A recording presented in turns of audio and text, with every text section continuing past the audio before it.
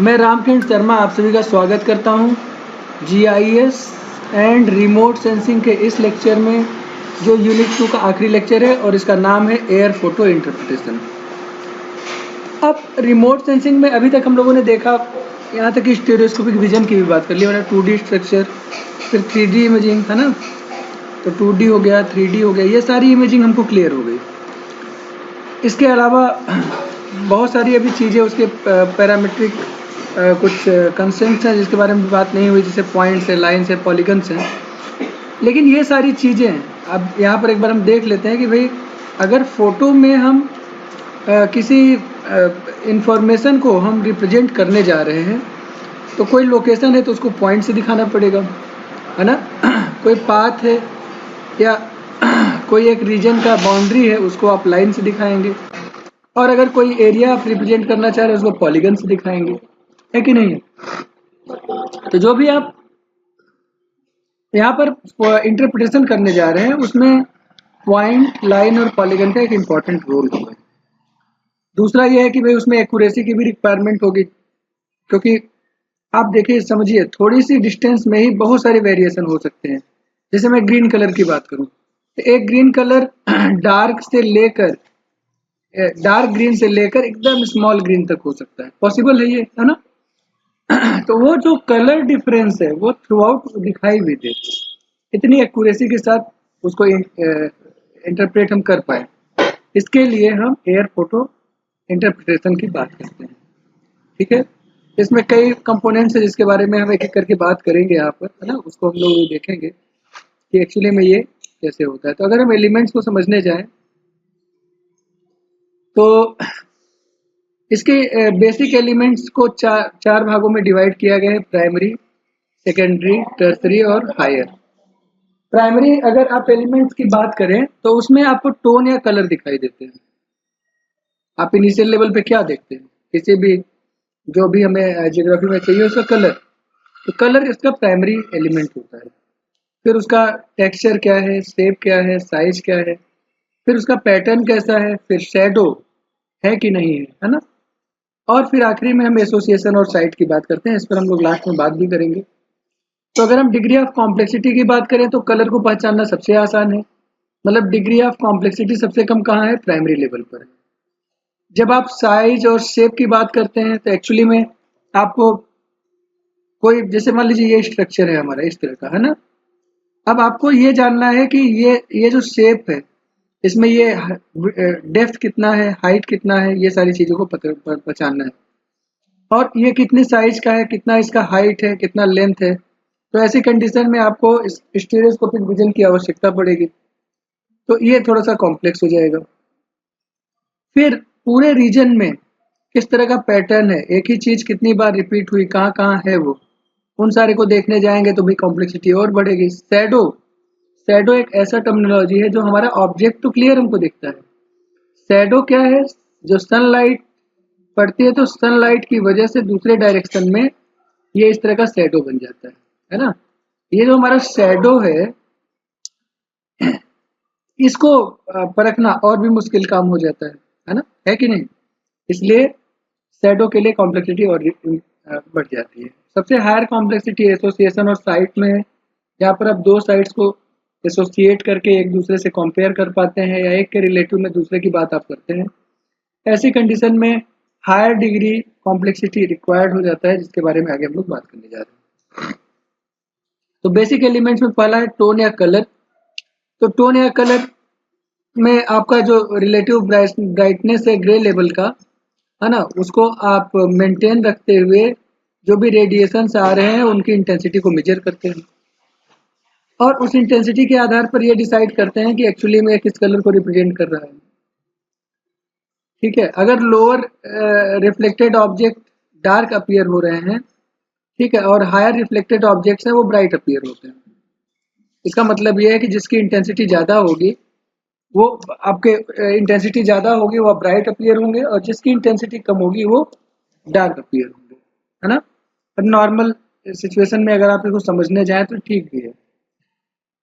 जो आपके कलर्स हैं उसके अपने कलर बैंड्स होंगे, उन कलर बैंड्स के आधार पर ये डिसाइड कर पाएंगे कि ये जो कलर हमको मिल रहा है उसकी ब्राइटनेस लेवल कितनी है। तो आगे अभी हम देखेंगे कि भाई एक कलर है, उसका अपना सेचुरेशन लेवल होता है। सेचुरेशन लेवल को ऐसे समझिए, अगर एकदम से अगर आप कलर को पूरी तरह से फोकस करना चाह रहे हैं तो उसके लिए जो डेटा होना चाहिए 255 होना चाहिए। अगर उस कलर को नहीं देखना चाहते हैं तो डेटा 0 होना चाहिए। ये नंबर्स में, मतलब अगर 150 आ गया तो इसका मतलब वो जो कलर होगा ग्रीन कलर, अभी भी ग्रीन दिखेगा लेकिन थोड़ा डल होगा, है ना। तो टोन या कलर में इंटेंसिटी का काफी इंपॉर्टेंट रोल प्ले होता है। इस चीज को भी हमको समझने की आवश्यकता है। तो व्हाइट, ब्लैक एंड व्हाइट में ब्लैक और व्हाइट के लिए अलग अलग ग्रे लेवल्स होते हैं। इसी तरह से अगर सारे कलर्स को हम रिप्रेजेंट करना चाह रहे हैं तो उनके लिए अलग अलग कलर्स होते हैं। कई बार हम ना ये जितने भी हमारे कलर्स होते हैं उसमें से हमको ये पता होता है कि एक स्पेसिफिक कलर किसी चीज को रिप्रेजेंट करता है। जैसे वेजिटेशन की आप बात करो तो वेजिटेशन आईआर को रिफ्लेक्ट करता है ना, आईआर को। आप आईआर को रिफ्लेक्ट करते हैं और उसकी इंटेंसिटी मैक्सिमम पहुंचती है तो आप कहते हैं कि वहां पर ग्रीनरी अवेलेबल है। ग्रीनरी मतलब आपका वेजिटेशन अवेलेबल है। इसके आधार पर भी ये सिलेक्शन आसानी से हो जाता है। ठीक है, दूसरी चीज जो कलर की है यहाँ पर, जब हम किसी चीज को रिप्रेजेंट करना चाहते हैं, ध्यान से समझिएगा, यहाँ पर किसी पैटर्न को या किसी आप क्लास को रिप्रेजेंट करना चाहते हैं, उस क्लास को रिप्रेजेंट करने के लिए आप कलर्स का यूज कर सकते हैं। फॉर एग्जाम्पल फॉरेस्ट को रिप्रेजेंट करने के लिए ग्रीन कलर यूज कर दिया, गैसेस को रिप्रेजेंट करने के लिए येलो कलर यूज कर दिया। ठीक है, इसी तरह से अब आप रॉक्स को रिप्रेजेंट करने के लिए black colour use, brown colour use कर लिया, एंड सो ऑन। इस तरह से आप कलर्स को सेलेक्ट कर सकते हैं। ये कंप्यूटर टूल बॉक्स की सहायता से होता है। दूसरा आपका टेक्सचर है। टेक्सचर आपका इमेज में जो टोनल वेरिएशन है, टोन का मतलब कलर, अभी अभी बात हुई, उस कलर में किस तरह से वेरिएशन है उसी चीज को समझने के लिए हम टेक्सचर की बात करते हैं। तो कहीं पर जो कलर का हमारा वेरिएशन होगा वो कम होगा, कहीं पर ज़्यादा होगा, या किस तरह से वो वेरिएशन हमको मिल रहा है उसके अकॉर्डिंग टोनल वेरिएशन में टेक्सचर हमको मिलता है। हाई रिजोल्यूशन इमेज अगर जैसे ग्रासलैंड का है या ट्रीज टाउन का है, उनके सिमिलर टोन्स आपको मिलेंगे, लेकिन ग्रासलैंड में स्मूथ टेक्सचर होगा ट्रीज की अपेक्षा, है ना। मिलेंगे सिमिलर ही, दोनों ही ग्रीन कलर होंगे, लेकिन जो ग्रास लैंड है उसमें करीब करीब स्मूथ मिलेगा इस तरह का। लेकिन फॉरेस्ट में वो काफी आपका जो होगा वो स्मूथ उतना नहीं रहेगा। क्लियर है ना। इसके अलावा फॉरेस्ट का आपका डार्क कलर मिलेगा, जबकि ग्रास लैंड का लाइट ग्रीन आपको दिखाई देगा, है ना। ये भी होगा। तीसरी जो चीज है वो पैटर्न को रिप्रेजेंट करता है। पैटर्न एक प्रकार का जो हमारा अरेंजमेंट होता है, जैसे फॉरेस्ट है हमारा या बागवानी हमने किया हुआ है, उसमें एक ही तरह के पेड़ पौधे एक लाइन से लगे हुए हैं। तो जहाँ जहाँ पर वो अवेलेबल होंगे उन सब की इंफॉर्मेशन को गैदर करना और ये आइडेंटिफाई करना, ये एक सिंगल टाइप की चीज़ें यहाँ यहाँ अवेलेबल है, उसको हम बोलते हैं पैटर्न। पैटर्न को रिकॉग्नाइज करना काफ़ी मुश्किल काम होता है, क्योंकि पहले पिक्सल और दूसरे पिक्सल में क्या समानता है, और जो सिमिलरिटी है वो 90% से ज़्यादा है, तो हम ये कहते हैं कि ये दोनों आइडेंटिकल करीब करीब हैं। लेकिन अगर वो कम रिसेंबल होते हैं तब उस कंडीशन में पैटर्न होगा कि नहीं होगा ये आइडेंटिफाई करना काफ़ी मुश्किल काम होता है। वहाँ पर डिसीजन मेकिंग के लिए अलग अलग एल्गोरिदम यूज किए जाते हैं। ठीक बात है ये। तो आप अगर इसको देखें तो ये आपका नेचुरल वेजिटेशन है, ये आपका, और दूसरे वाले को देखा तो आर्टिफिशियल वेजिटेशन किया गया है, यहाँ पर इसको डिजाइन किया गया है या इसको प्लांटेशन किया गया है। बात समझ में आ रही है। ये दोनों ही चीज़ें जो आपको दिखाई दे रही हैं दो अलग अलग पैटर्न है, और दोनों एक ही इमेज में शो हो रहे हैं। ये जीआईएस की सहायता से इसको सैटेलाइट के थ्रू मैप किया गया है। चौथा जो चीज़ है वो साइज है। साइज और पांचवा है शेप, ये दोनों को एक साथ समझने का प्रयास करते हैं। अब यहाँ पर हमको 3D इमेजिंग की आवश्यकता पड़ेगी, है ना। तो उसके लिए हम स्टेरियोस्कोप यूज करते हैं। हम लोगों ने दो तरह के स्टेरियोस्कोप पढ़े थे, लेंस स्टेरियोस्कोप, दूसरा मिरर स्टेरियोस्कोप। तो ये आपका जो स्टेरियोस्कोप है वो ऑब्जेक्ट कितना हाइट है या ऑब्जेक्ट का साइज क्या होगा, इन सारी चीज़ों को, या उसका शेप कैसा होगा, है ना, इन सारी चीज़ों के बारे में इंफॉर्मेशन प्रोवाइड करता है। तो उसमें अलग अलग तरह के विजन होते हैं जिसमें कुछ एंगल क्रिएट होते हैं। उन एंगल्स के डिफरेंस के आधार पर हाइट या डिफरेंसेस को हम कैलकुलेट करते हैं। हालांकि यहाँ पर इसकी वजह से कॉम्प्लेक्सिटी थोड़ी सी और इंक्रीज हो जाती है। ठीक है। अगर हमें एब्सोल्यूट साइज चाहिए, जैसे length, width, perimeter, area, volume और भी बहुत सारे इन्फॉर्मेशन है, अगर उसको हमें ठीक ठीक चाहिए।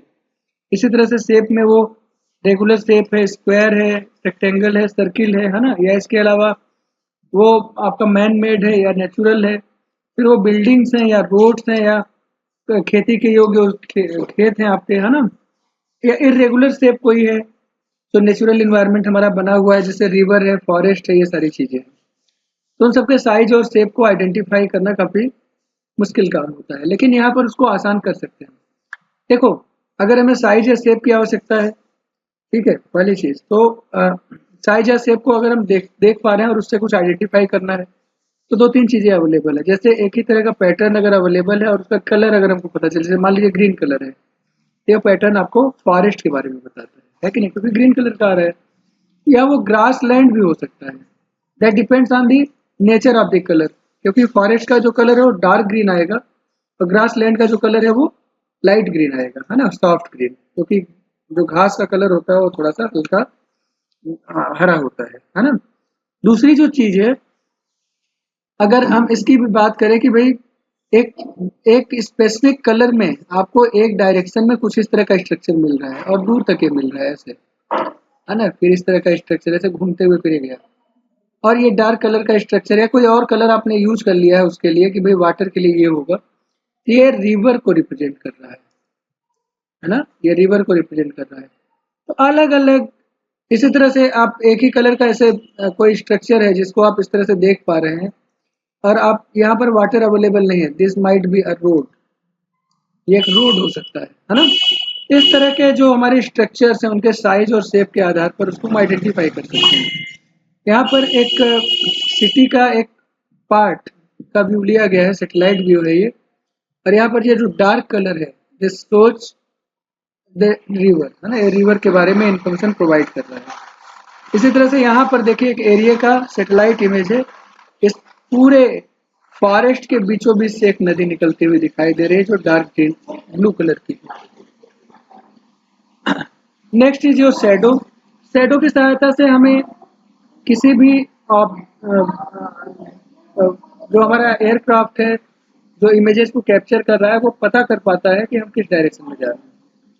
ठीक है, जैसे शाम का समय है, शाम के 5 बजे हैं, 5, और इस डायरेक्शन में सन है जिसकी वजह से शैडो यहाँ पर दिखाई दे रहा है, आप शैडो को देख भी पा रहे हैं, है ना, ये शैडो दिखाई दे रहा है। इसका मतलब क्या है, अगर एयरक्राफ्ट किस डायरेक्शन में मूव कर रहा है, ध्यान से समझिएगा, तो ये तो सर ये ईस्ट हुआ ना, ये ईस्ट होगा, ये वेस्ट होगा, ये आपका नॉर्थ होगा, and this will be south, होगा कि नहीं होगा। और एयरक्राफ्ट इस डायरेक्शन में मूव कर रहा है, इसका मतलब वो नॉर्थ में जा रहा है, जब वो ये देख पा रहा है कि एक्चुअली में शैडो का डायरेक्शन ये है, मतलब सनलाइट इधर होगी, उसके आधार पर वो डिसाइड कर पा रहा है। तो अब वो सनलाइट को नहीं देख पा रहा है, वो जो सैटेलाइट व्यू ले रही है या सैटेलाइट से कैप्चर किया जा रहा है वहां पर सनलाइट थोड़ी दिखाई देगा। हाँ, लेकिन अर्थ का रोटेशन के आधार पर ईस्ट किधर होगा, वेस्ट किधर होगा, ये शैडो के डायरेक्शन के आधार पर समझ पाएंगे। एसोसिएशन और साइट में एक पिक्चर के रिलेशन में दूसरे पिक्चर को रिलेट करते हैं और उसके आधार पर ये डिसाइड करते हैं कि भाई पहले दूसरे तीसरे के बीच में क्या रिलेशन है। मैंने ग्रासलैंड और अलग अलग तरह की ग्रीनरी का एग्जांपल लिया था, वो यहाँ पर आप साफ साफ देख सकते हैं। ये जो बीच में है ये ग्रास है ना, किनारे किनारे आप यहाँ पर देखेंगे तो छोटे छोटे पौधे लगे हुए हैं जो डार्क ग्रीन कलर में आपको दिखाई दे रहे हैं। उसी से रिलेटेड ग्रे कलर के आपको यहाँ पर कंक्रीट दिखाई देंगे, ये रोड है जिस पर लोग चलेंगे। ये वो बिल्डिंग है जहाँ पर या तो पढ़ाई हो रही होगी या तो कुछ किसी तरह का ये हॉस्पिटल होगा या कोई और चीज़ है जो यहाँ पर बिल्डिंग के रूप में अवेलेबल है। इस तरह के स्ट्रक्चर को एक दूसरे के साथ रिसेंबल करना आसान है। जब हम सारी चीज़ों को एक दूसरे के साथ देखने जाते हैं तो हम कहते हैं ये एसोसिएशन। ठीक है, तो एसोसिएशन में हर तरह की चीज़ को अलग अलग आइडेंटिफाई कर पाना, उसके लिए टेक्नोलॉजी को और कॉम्प्लेक्स करने की आवश्यकता पड़ती है। तो इस लेक्चर में इतना ही था। अगले लेक्चर से हम यूनिट 3 स्टार्ट करेंगे, यूनिट 2 यहाँ पर समाप्त हो गया है। तो नेक्स्ट लेक्चर तक आप वेट करिए, तब तक आप चैनल को सब्सक्राइब करें और दूसरों से कहें वो भी चैनल को सब्सक्राइब करें। अब हम अगले लेक्चर से यूनिट 3 स्टार्ट करेंगे। चलो, आप सभी को नमस्कार, ढेर सारी शुभकामनाएं।